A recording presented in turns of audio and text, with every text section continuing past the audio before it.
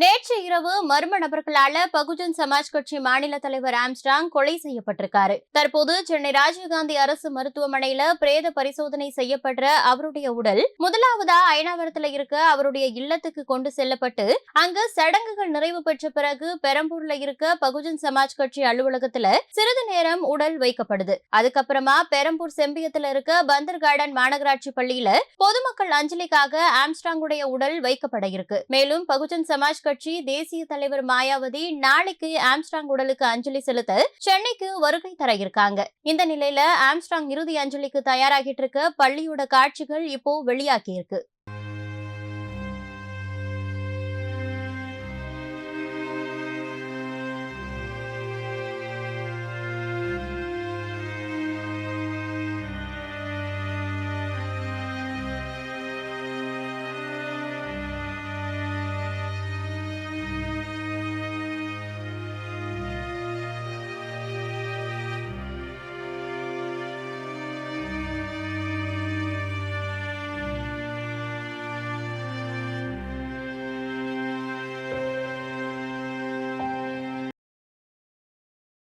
செய்திகளை உள்ளது உள்ளபடி தெரிந்து கொள்ள ரெஃப்ளெக்ட் நியூஸை சப்ஸ்கிரைப் பண்ணுங்க.